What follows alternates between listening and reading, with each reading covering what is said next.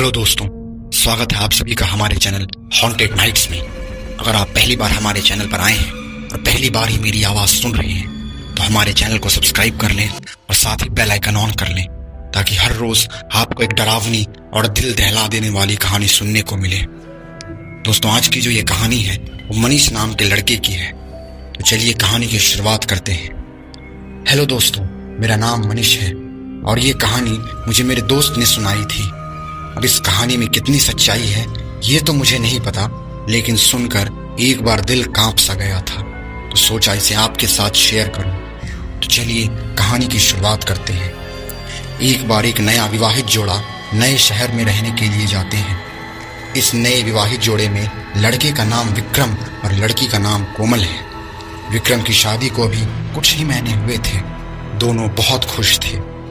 एक दिन विक्रम की कंपनी वालों ने कंपनी के काम के लिए कुछ महीनों के लिए विक्रम को दूसरे शहर में पोस्ट कर दिया।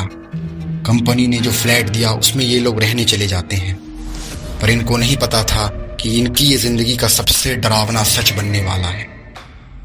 पहले दिन ही कोमल और विक्रम ने मिलकर पूरा फ्लैट सजा लिया। फ्लैट 2 BHK का था तो ज्यादा समय नहीं लगा। ये लोग नए शहर में ढलने की कोशिश की बात एक दूसरे से करने लगे और खाना पीना खाकर अपने बेडरूम में सोने चले गए। देर रात में विक्रम की नींद खुल जाती है। वो पानी पीने के लिए उठता है। पलटकर जब वो कोमल की तरफ देखता है तो वहां उसे कोमल दिखाई नहीं देती। थोड़ी देर बाद विक्रम के गले पर 2 हाथ पीछे से उसके ऊपर आते हैं। विक्रम चौंक कर देखता है तो पीछे कोमल खड़ी रहती है।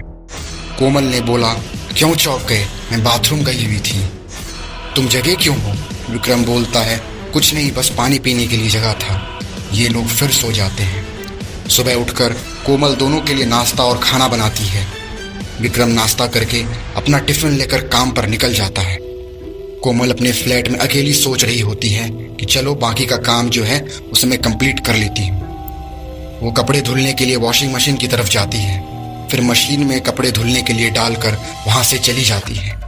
थोड़ी देर बाद वो वापस आती है तो देखती है कि कपड़े तो वॉशिंग मशीन में हैं ही नहीं। वो घबरा कर इधर उधर ढूंढने अपने बेडरूम में पहुंचती है। वहां उसे सारे गीले कपड़े उसके बिस्तर पर मिलते हैं।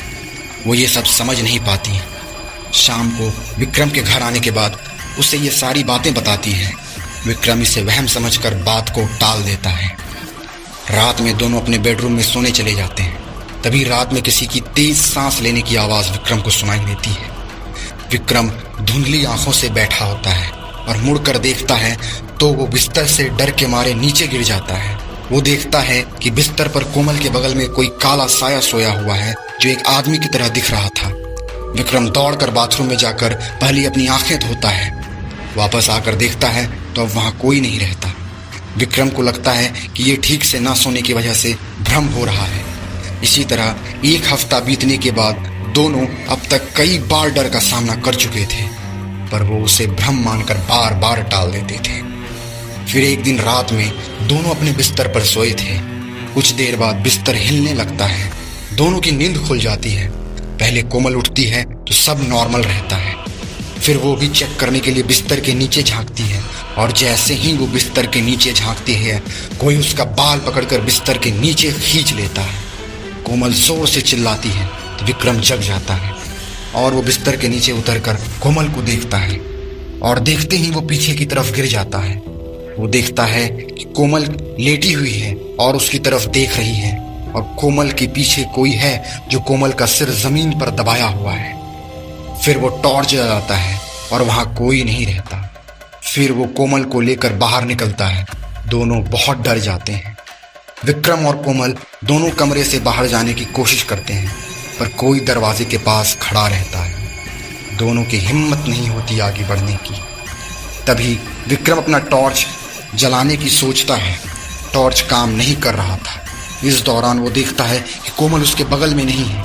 वो इधर उधर देखता है तो कोमल दरवाजे के पास खड़ी होती है और डर के मारे इशारा करती है कि वो तुम्हारे पीछे खड़ा है।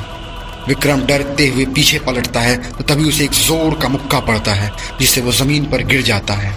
उसके बाद उसके ऊपर कमरे के सामानों से हमला होता है।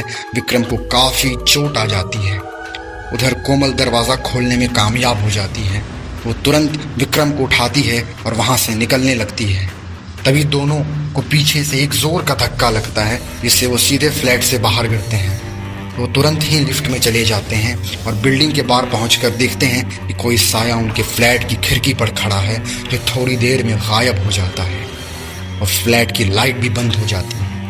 विक्रम और कोमल इस बात को समझ चुके थे कि यह फ्लैट हॉन्टेड है और वे दोनों दूसरे दिन मैनेजर को भिजवा कर अपना सामान वहां से निकलवा लेते हैं।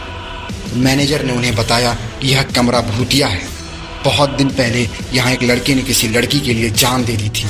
तभी से वो हर एक पल हर एक कपल से नफरत करता है और जो भी उस कमरे में जाता है उसको वह जान से मार देता है। शायद आप लोगों की किस्मत अच्छी थी जो आप लोग अभी तक जिंदा हैं।